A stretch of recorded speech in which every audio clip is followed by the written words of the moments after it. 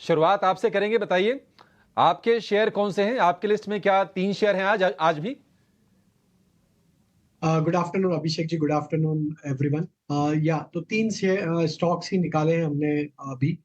पहला स्टॉक है Castrol India. ये स्टॉक में अगर हम देखें तो स्टॉक में एक कंसोलिडेशन के बाद स्टॉक ने यहाँ पे वीकली और डेली टाइम फ्रेम पे ब्रेकआउट दिया है। स्टॉक कंफर्टेबली अपने प्रीवियस स्विंग हाई का अब यहाँ पे ब्रेकआउट करते हुए दिख रहा है। जिस तरीके की वॉल्यूम एक्शन आज यहाँ पे बनते हुए दिखी है, हमें लगता है कैस्ट्रॉल का ये मूव 240 की तरफ बढ़ते हुए दिखेगा। तो कैस्ट्रॉल बाय करने की सलाह है।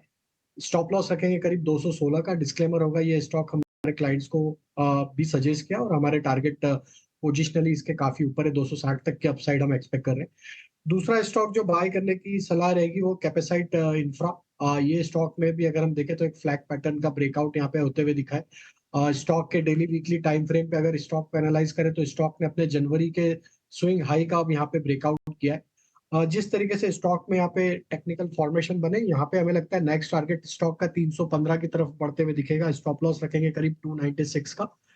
और तीसरा स्टॉक जो पसंद आ रहा है वो मेटल स्पेस से, और उसमें वेदांता हमें यहाँ पे काफी पसंद आ रहा है। वेदांता हमने पहले भी पिछले वीक भी हम जब जुड़े थे तो हमने इस पे बाय कॉल इनिशिएट किया था, और यहाँ पे अभी भी हम हमारा व्यू बुलिश ही है। और हमें लगता है जिस तरीके के ब्रेकआउट एक बड़ी कंसोलिडेशन रेंज का यहाँ पे मंथली चार्ट पे वीकली चार्ट पे होते हुए दिखा है, और जो लॉन्ग बिल्टअप पिछले 2-3 ट्रेडिंग सेशन में देखने को मिले, यहाँ पे हमें लगता है वेदांता का ये अप मूव एक्सटेंड होते हुए दिखेगा। 345 के ट्रेडिंग टारगेट के लिए बाय किया जा सकता है। स्टॉप लॉस रखेंगे करीब 325 के आसपास।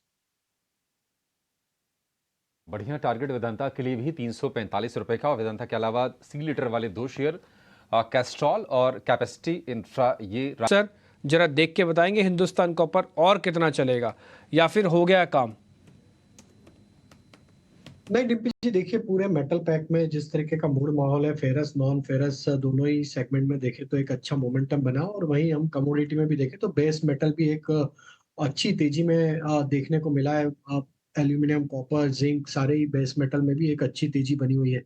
हमें लगता है ये पूरा सेक्टर का ही एक मोमेंटम यहाँ पे फर्दर एक्सटेंड होते हुए दिखेगा। हालांकि स्टॉक में काफी बड़ी तेजी ऑलरेडी हमने देखी है, लेकिन जिस तरीके के स्ट्रक्चर बने हिंद कॉपर के, हमें लगता है अभी भी बने रहना चाहिए। स्टॉक में यहाँ पे रिवाइज्ड स्टॉप लॉस या ट्रेलिंग स्टॉप लॉस जिसको हम बोल सकते हैं वो रखना होगा करीब 350 के आसपास।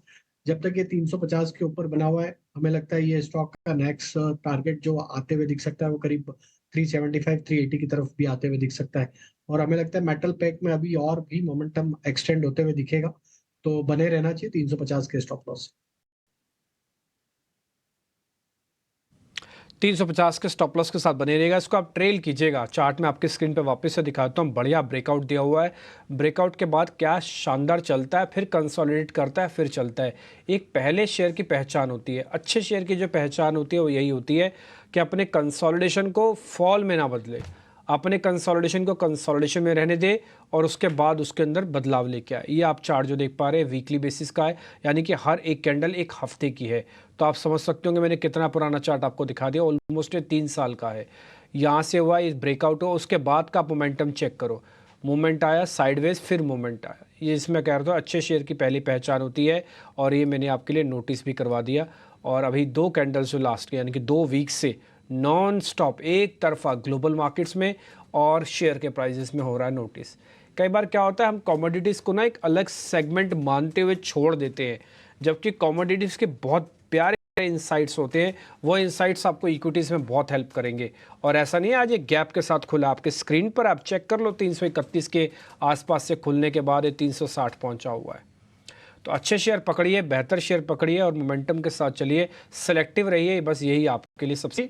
आप जरा एमसीएक्स चेक कीजिए। एमसीएक्स में भी ठीक ठाक मोमेंटम है और इस वक्त दिन के ऊपरी स्तरों के आसपास ही कारोबार भी कर रहा है। करीब करीब 3-3.5% के आसपास की तेजी है।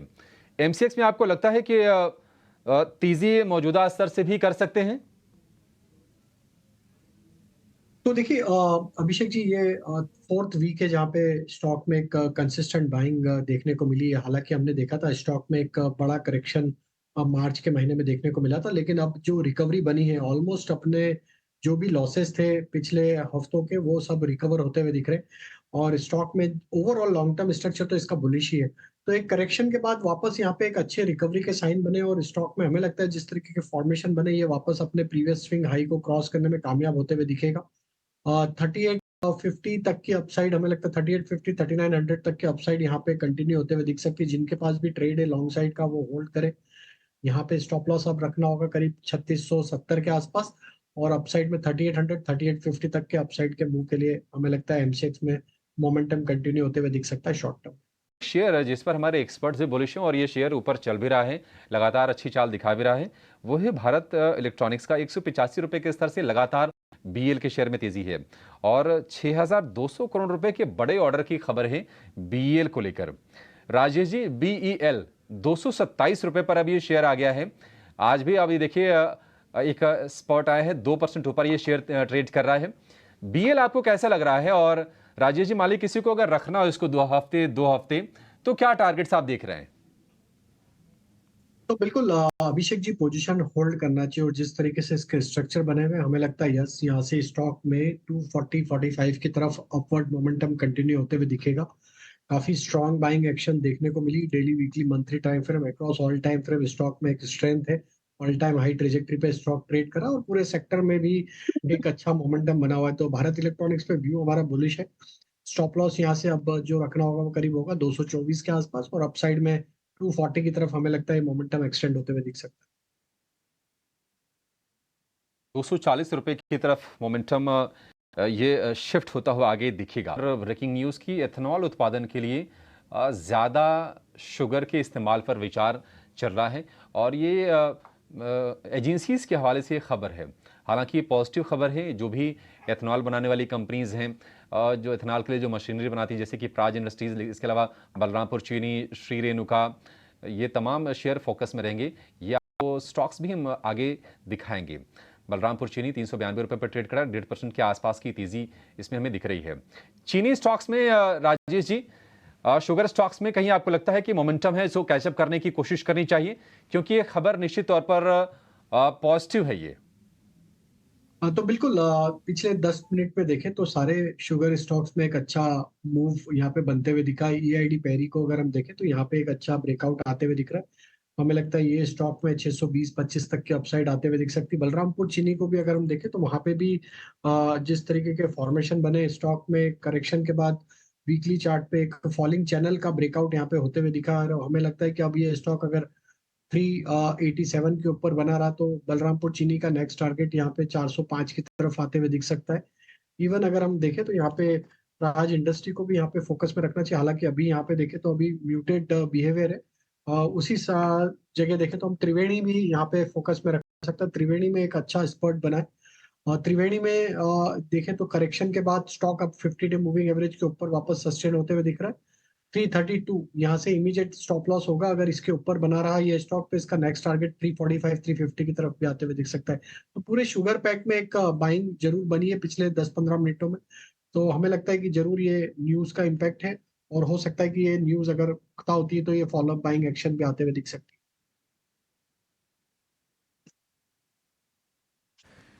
ठीक है, कुछ एक शुगर स्टॉक्स आपको अपनी स्क्रीन पर दिख रहे हैं। ज़्यादातर शुगर स्टॉक इस समय तेज़ हैं क्योंकि एथेनॉल से जुड़ी जब भी कोई खबर आएगी तो बहुत इंपॉर्टेंट हो जाएगी। और एक और चीज़ हमको बता दें, शुगर कंपनीज़ को एथेनॉल बनाने में अब ज़्यादा बेनिफिट है बजाय शुगर बनाने में, पहला पॉइंट। दूसरा, ज़्यादातर कंपनीज़ का मेजर इन्वेस्टमेंट हो चुका है एथेनॉल की इन्वेस्टमेंट्स के तौर पर। उन्होंने प्लांट लगा दिए, डिविजन्स बना दिए, लैंड रखी है, SEZs में प्लांट खुले हुए हैं।